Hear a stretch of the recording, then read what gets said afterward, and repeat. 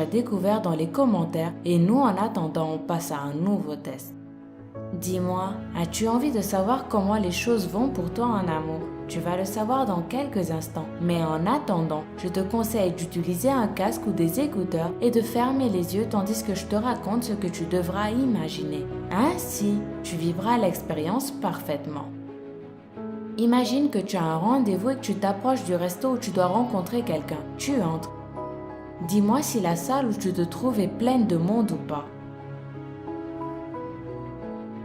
Observe tout ce qui t'entoure.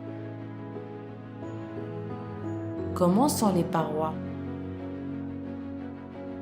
Et maintenant, dirige-toi vers ta table et assieds-toi. Quel type de lumière y a-t-il?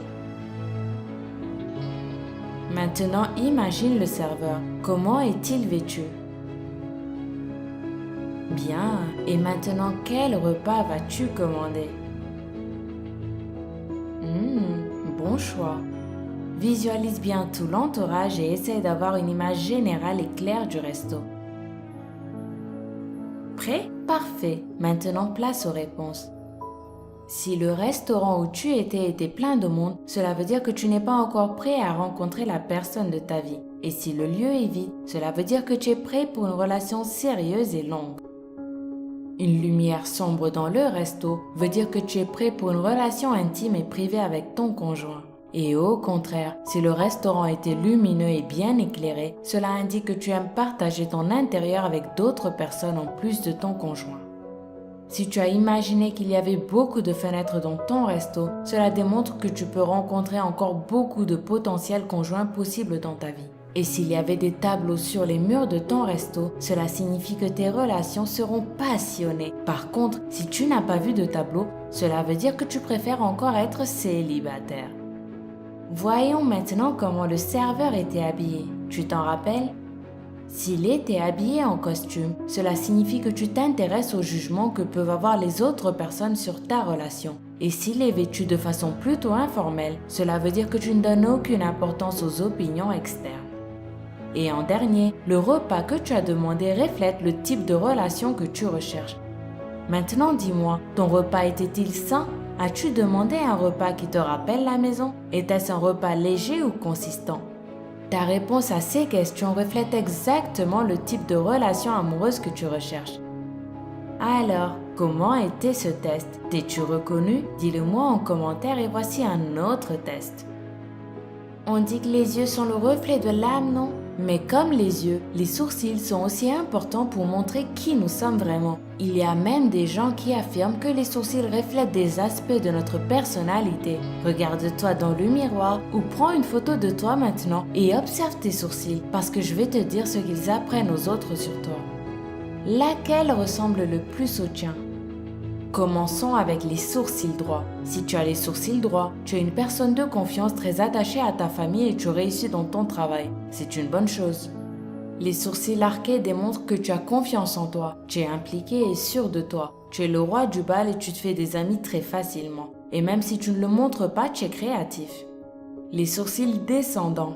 Ils indiquent que tu es la personne la plus douce de toutes. Tu es une personne tendre et qui donne beaucoup aux autres, même si des fois ça peut te compromettre trop avec ton entourage. Tout le monde cherche ta compagnie parce que tu es une personne très agréable. Si tes sourcils sont ascendants, cela signifie que tu es une personne unique très particulière et très compétitive. Tu veux toujours le meilleur pour toi. Tu ne te conformes jamais aux règles. C'est pour cela que beaucoup peuvent te percevoir comme une personne arrogante, mais en réalité tu es né pour être le numéro 1. Et en dernier, les sourcils courbés. Ils révèlent que tu es une personne en qui tout le monde a confiance. Tu te caractérises par ton sens de la justice et ta volonté de coopérer avec les autres. Tu es patient et bon pour administrer les choses. Tu es sans doute une personne très aimée dans la vie. Et en dernier, nous allons faire un test qui dépend à 100% de ce que tu imagines. Pour cela, j'ai besoin que tu sois très relaxé avec ton casque ou tes écouteurs et que tu fermes les yeux. Prêt? Je veux que tu imagines un ciel. Imagine-le comme si tu étais dehors et pas assis ou couché dans ton lit. Imagine-le comme si à l'instant même tu le voyais. Tu as toute la liberté sur le contenu de ton ciel et tu peux y ajouter tous les détails que tu désires.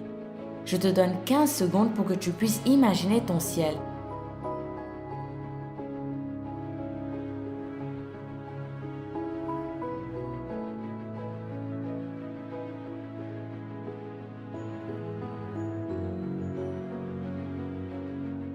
Tu as fini d'imaginer ton ciel? Voici les réponses.